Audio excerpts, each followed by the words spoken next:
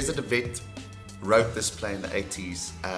My character, I would say, represented the white psyche of that age, of that period, during apartheid, because there was quite a lot of change happening in the country, and it showed the fear and anxiety of the white population being scared of change and what was about to come with the new political situation. It's a story that today, I think is very relevant today, because our children have to know where we are coming from. And I also think it represents the love that we had for each other, that was underlined there, us looking after white families and really taking care of them, taking care of the children as our own, while our children were left at home being taken care by other mothers. So obviously in reimagining the character as a black actor, with a black actor or as a black person, we have to kind of strip away to who he really is, and I've enjoyed the process because it's gone to the core of character, not necessarily the macrocosm of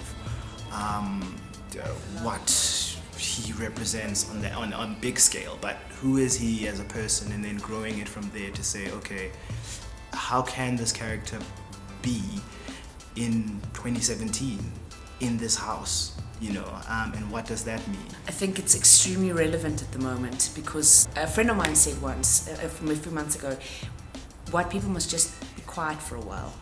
Just be quiet and listen for a bit before jumping to conclusions and getting offended and being so absolutely precious about stuff. And I think Reza felt the same when she wrote this. She came from a culture that she felt alien in. She was other in her own culture, and the only way out was down into water. So I think there's a lot of, the play sort of represents the work that needs to be done to rid ourselves of a very awful legacy. I think it is so important to realize that we actually love each other. But we've never had these conversations. And young people, when they see these stories, they can realize that instead of hating, we have to love, we have to talk, we have to open up conversations and build our new South Africa based on the love that we had from the beginning. That's what I think Alina represents in this play. How can we actually contribute to this conversation that's happening right now? Because I believe within the multidisciplinary space, that is where the strongest conversation surrounding decolonization is coming from. It is how we all work together. It is how we all bring our various disciplines, our various interests, our various loves, our various cultures, legacies and heritage, how we all bring it together to create a new narrative, a new South African narrative, a new South African identity. And I think the word is alteriety. Alteriety is that beautiful word where it's understanding yourself better through that of the other. It means really that we're talking about the extraordinary possibilities that come out of diversity, that people are not all thinking the same way because we are so diverse.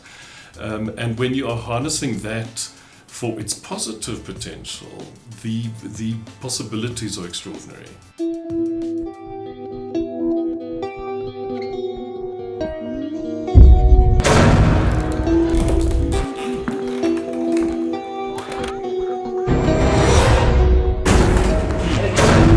I've never seen white people living like this